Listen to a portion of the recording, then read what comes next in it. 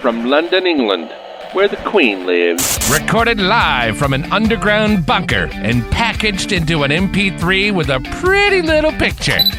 Helping bring you the motivation, inspiration, and some other stuff to help kickstart your day. Hoo-yah! This is the Learn, Develop, Live podcast. And this is your host, Chris Jaggs.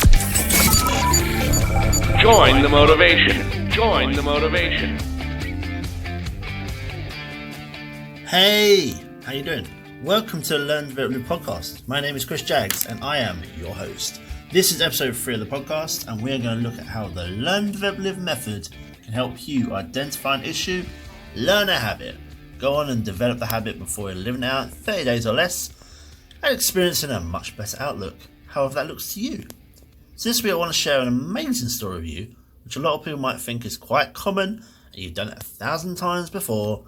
Have you ever stopped and been present in the moment, stopped to think of the ripple effect it has? I want to talk to you about the power of being present, and this was touched upon the last episode at some people's biggest regrets.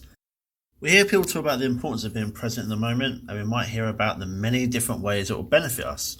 Of course, it all sounds amazing, but how exactly can we live in the moment when your mind is constantly racing, worrying about the past or future, not being where you should be and missing out on the important events?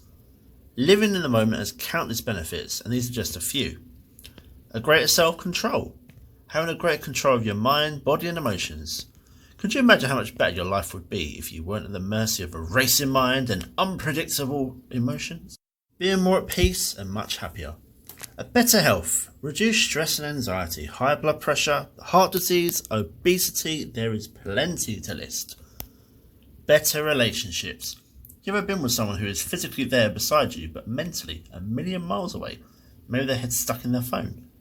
Being with someone who is a million miles away can be a struggle and can make relationships extremely difficult, but by living the moment, you can be that person other people enjoy being with. It can make relationships all so much stronger and a lot easier. The subject of better relationships is exactly what we'll be looking at shortly.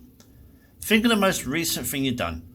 I'm going to share with you about going to a football match, or soccer to some people, but I'd like you to think about the last event, last meetup, meeting, group thing that you did that left you feeling amazing.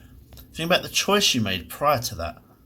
What had to go into making that decision, and imagine what you had done with a lot of other things if you had that same approach. Relationships, business, whatever is important in your life.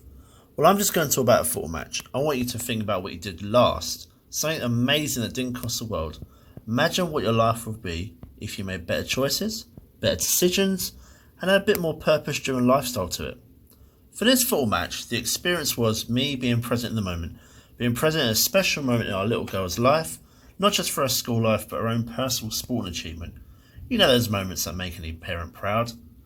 Now, it was a sunshine-filled afternoon as we went down to another school in Finchley of good old North London.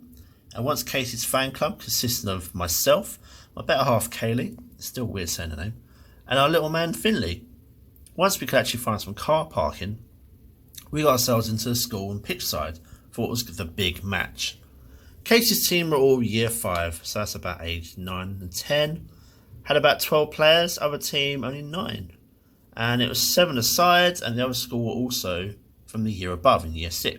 The girls' team from Casey's school at least were very mixed ability, with some only just starting playing football this year. So those after school sessions on a Friday afternoon were going to be put to the test.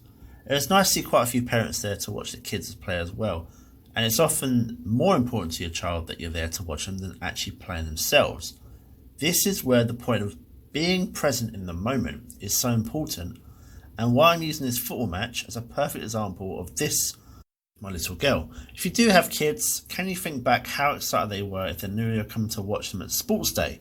Sports Day is another great example of being able to share that event with your child or children, or at a school class assembly.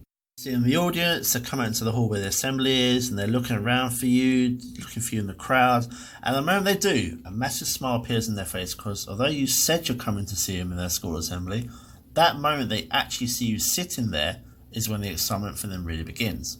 Can you think of anything you've missed because you were too busy doing something that when you look back, just wasn't that important? Were you meant to go to your little girl's netball match? or your boy's Christmas play but didn't? How did you feel about missing out? More importantly, how did your child feel? How did they really feel when you weren't there? You weren't present in the moment. So back to the match. 12 players on Casey's team. Casey was set to play the second half, so she got to watch the first half and cheer on the team. After a bit of a defensive mistake, they go 1-0 down. You're looking at where the magic is going to come from. And I was unaware of a girl from year 4 who was actually playing for Casey's school. She was playing up front, and when she received the ball, it was like watching Lionel Messi running up the pitch, going past each player with ease. Like a stroll in the park, sun shining, palm trees, everything nice. This little girl's dad was just casually laying on the grass watching his girl. It looked like he'd seen her do everything that she was doing 100 times. He was, and had clearly been present in every single moment of this girl playing football. Nothing she was doing surprised him. He'd seen it all before. It turns out this little girl was actually playing for Arsenal girls. By half time, I think we're up to 3-1. 3-1 to Casey's team, and then a few substitutions. Casey making her long-awaited school football team match debut. What a moment. So proud. Probably had a banana on sideways in my mouth with that smile. Playing defence, not her favourite position, but because she's tall, it's not what a lot of strikers on the other team really want to be facing. Casey held her line, didn't forget her defensive responsibilities. Every corner the other team had, she was marking the same player, blocked off another option. Another 2 goals, and the score was 5-1 and a victory on her debut. After the match, Casey did say that one of the players tried giving her some punches, but my girl stood her ground, won the game, and in the end, met to the offender. Apart from our little squad being proud, it's great to see the school teacher who had been coaching the team the whole way through the match, which is great for learning and building the confidence stage. He was also saying how pleased and proud he was. He was really pleased with how the team worked for each other, and they were listening and played as a team and for each other, and this led to the great result and some of his star players of the game. Following week, there was another match amongst the school year teams, and year 5 won 1-0, so that's another win. Casey loving her football life. I still can't get her to watch football, but at least she likes to play it. It's just one story about why I'm proud of my little girl and why being present in the moment is so important for this. Had I not been there, I would have missed out on what would be a massive event for her. Sure, I would have got some highlights from her, but it's like asking a kid how was school today and they say good, and that's about as far as you get. But what happened, I saw. I witnessed and experienced it all with her, present in the moment. Choosing to live in the past or the future not only robs you of the enjoyment today, but it also robs you of the truly living. The only important part at the moment is the present. So how can you live in the moment? Number 1. In order to live in the moment, you need to focus on the now. Focus on what you're doing. Switch off the TV, turn off the computer, slow down, enjoy the present. Focusing on the now is related to the mindfulness, or being with your thoughts as they are. Living for the moment by practicing mindfulness reduces stress, boosts your immune system, lowers blood pressure, and has other beneficial physical and mental effects. Number 2, pay attention to the small things in the world. Have you really ever noticed the world around you? The small things. Be thankful for them. Living for the moment and taking notice of the small things will help you cultivate more positive experiences. Paying attention to the little things that make you happy, eating ice cream, blowing bubbles, listening to music, all these small things added together can make a huge difference to how you feel. 3, really listen. We spend so much of our time during conversations thinking about what we're saying next or judging what the other person is saying, but sometimes we need to take a step back and just listen. Listen to what they're saying before we rush into the next moment. 4, don't overanalyze everything. If you didn't understand what someone meant when they were talking to you earlier, ask them instead of just keeping it inside or distracting yourself. Some things mean something and other things don't. So it's important to deal with the things that do and really just keep moving away from the things that don't. Stop worrying so much. It's your last one. Nothing will take you out of the moment like stress and anxiety, but as we discover, worrying doesn't really do you a lot of good, does it? You should always be aware and proactive about solving the actual problems, but beyond that, it's really just a distraction that can shut you down from living in the moment.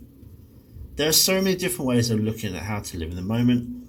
work life, personal life, relationships. The list goes on. And the most relevant one has possibly already registered with you through listening to this.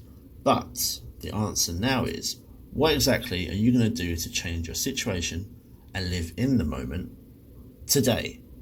Can we speak a bit more about this? Can we look at this together? Would you like us to talk a bit more about living in the moment and how you can move a better relationship, worry less, be present in the moment?